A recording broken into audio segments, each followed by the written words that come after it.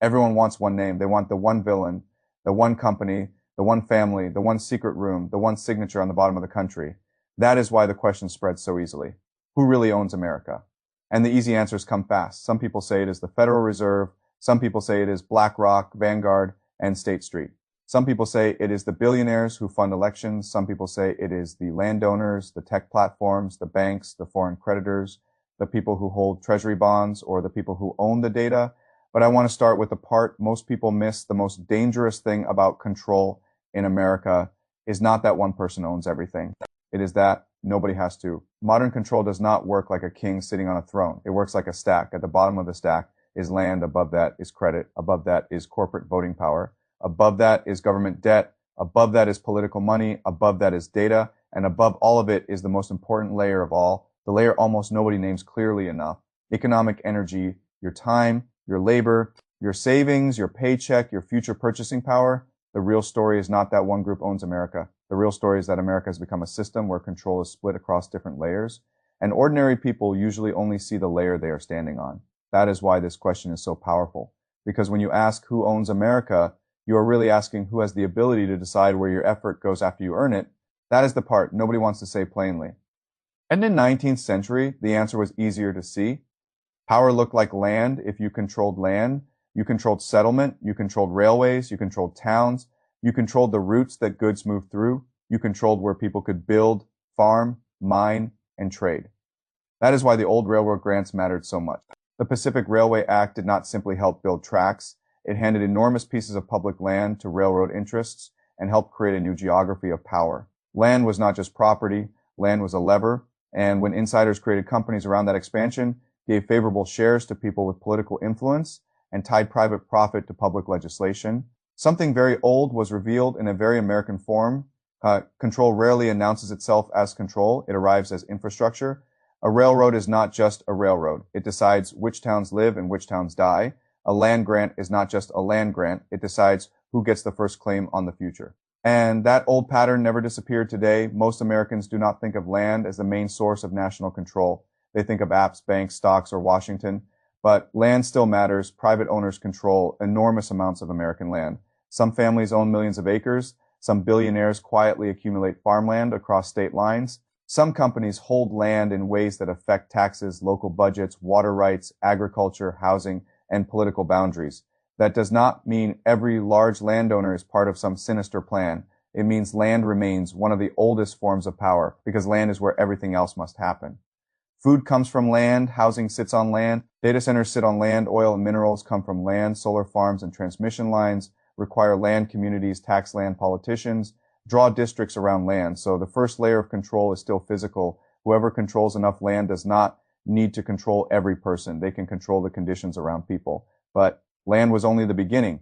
The next layer was credit. And credit is where ownership became harder to see. A person can understand a fence. A person can understand a deed. A person can understand a railroad track cutting through a county. But credit is different. Credit is invisible until it tightens.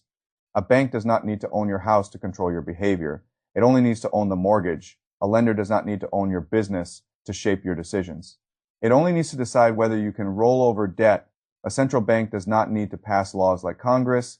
It can change the price of money and force everyone else to adjust. That is why the creation of the Federal Reserve remains one of the most important turns in American power. People love to turn it into a simple conspiracy story, because conspiracy stories are emotionally easier than institutional design. But the deeper point is not whether a hidden family owns the Fed. The deeper point is that the system moved the power over money creation into an institution. Most voters do not understand, cannot directly control, and only notice when their mortgage rate jumps or their savings lose value. That is real power. Not because the Fed owns every dollar, because the Fed influences the conditions under which every dollar is borrowed, spent, saved, and valued.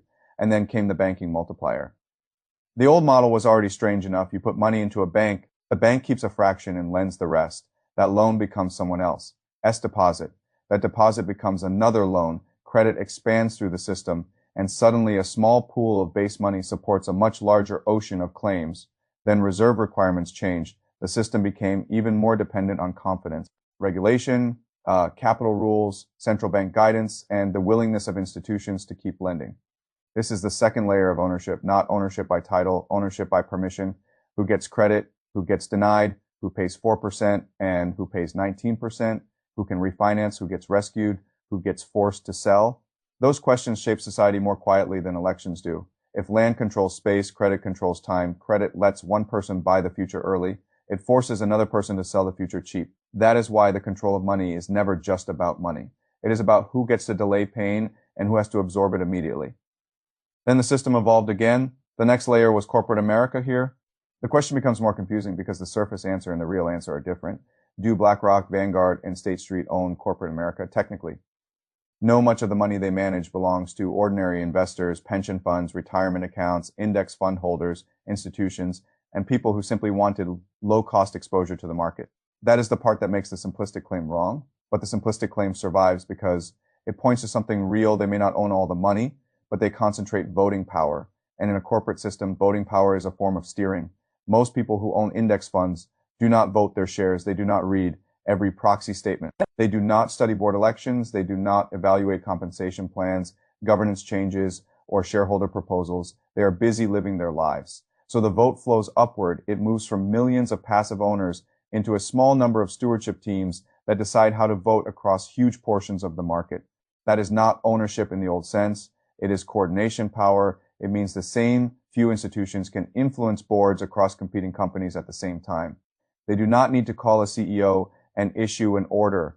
They can influence who sits on the board. They can influence what governance standards become normal. They can influence what risk companies talk about, what incentives executives face, and what proposals become acceptable. This is the third layer of control, not command voting gravity. And voting gravity matters because corporate America is no longer just a collection of businesses. It is where healthcare, housing, finance, technology, media, food systems, energy, defense, logistics, and retirement savings all intersect when corporate governance concentrates, influence concentrates. Again, the point is not that three asset managers are cartoon emperors. The point is subtler and more important. Modern America has created a system where millions of individuals technically own shares, but a much smaller number of institutions often exercise the practical voice attached to those shares. That gap between ownership and voice is where power lives. Then comes debt. And debt is the layer that makes everyone think they understand the problem while missing the trap. People say China owns America. People say Japan owns America. People say foreign creditors can collapse the United States by dumping treasuries, but that is only partly true. And the part that is false matters. Foreign holders own a large amount of U.S. debt, but selling that debt in panic would hurt them too. If they dump treasuries, bond prices fall, yields rise, the value of their remaining holdings drops, their currencies, trade balances, and export machines can be damaged by the very act of trying to punish America. That is not simple control, that is mutual dependence. The more treasury bonds a country owns, the more its financial system becomes tied to the system it supposedly controls. That is why the debt story is more dangerous than the slogan. The problem is not that one foreign country owns America. The problem is that America has built a fiscal machine that constantly needs buyers, foreign governments, banks, pension funds, insurance companies, money market funds, the Federal Reserve, ordinary investors. All of them become part of the same structure. The government borrows, investors lend, interest grows, deficits continue. More bonds are issued, higher rates increase the burden. The system needs confidence, liquidity, and buyers every day. This is the fourth layer of control, the bond market. No one person owns it, but everyone in power fears it. A president can make promises. Congress can spend, campaigns can talk, but when bond investors begin demanding higher yields, the country gets a different kind of vote, a market vote. And that vote does not wait for November. It happens every auction, every refinance, every spike in the 10-year yield. Every time the cost of debt begins eating the budget from the inside. That is why debt is such a strange form of national control. The borrower looks powerful because the borrower spends. The lender looks powerful because the lender funds. But both are trapped in the same machine. The fifth layer is political money. This layer is easier for people to feel because it looks more obviously unfair. Billionaire families spend enormous sums in elections. SU per Pascal C's move money, dark money. Groups hide donors, nonprofits shape messages, think tanks write policy, media campaigns define what is serious and what is extreme. And people ask why voting does not seem to change as much as promised. This is one reason. Elections still matter, votes still matter, but the menu placed in front of voters is influenced long before the voter enters the booth. Who gets funded, who gets introduced to donors, who gets media amplification, who gets attacked early. Which issues become urgent? Which issues disappear? Political control in modern America often happens before the formal campaign begins. It happens in candidate selection, donor networks, legal language, regulatory appointments, judicial strategy, and the permanent machinery surrounding elected officials. Money does not buy every vote. It buys attention, buys persistence. It buys the ability to stay in the room after ordinary people have gone back to work. That is power. Then comes the newest layer. Data landowners knew where people lived. Banks knew what people owed. Corporations knew what people bought, but technology platforms know what people desire before they say it out loud. They know what you search, what you pause on, what makes you angry, what makes you click, what you almost bought, who you message, what you believe you chose freely after an algorithm placed it in front of you 5 times. This is a different kind of ownership. Not ownership of your body, not ownership of your house, ownership of prediction.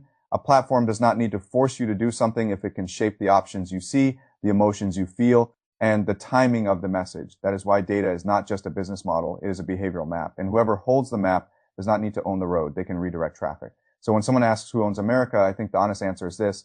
America is not owned by one entity. America is governed by a stack of control systems that reinforce each other. Land controls where value can exist. Credit controls who gets to build value. Asset managers influence how corporate value is governed. Debt markets discipline the government that claims to represent the people. Political money shapes which choices reach the ballot. Data platforms shape what people notice before they choose. And inflation quietly taxes the economic energy of everyone who holds too much of their life in dollars. That last piece is the most personal one, because after all the big names, all the institutions, all the landowners, all the banks, all the managers, all the donors, all the platforms, the question comes back to you.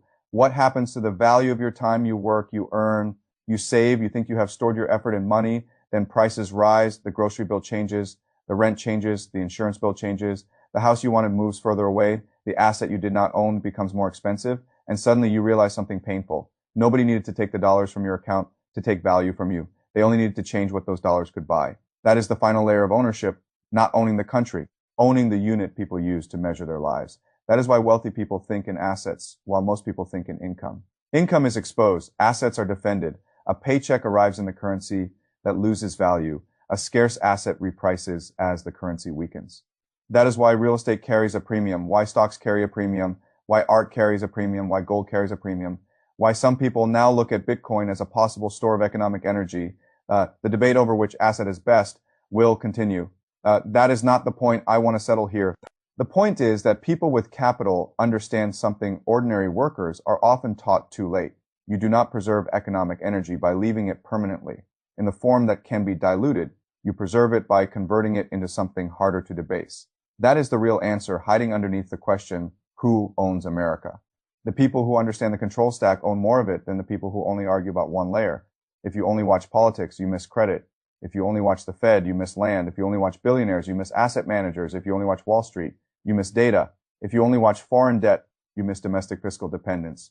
And if you only watch all of them, but never ask what is happening to your own economic energy, then you have missed the part of the story closest to your life. The headline is designed to make you hunt for a single owner. The system is designed so there does not have to be one. That is why it is so hard to fight. You cannot vote out a bond auction.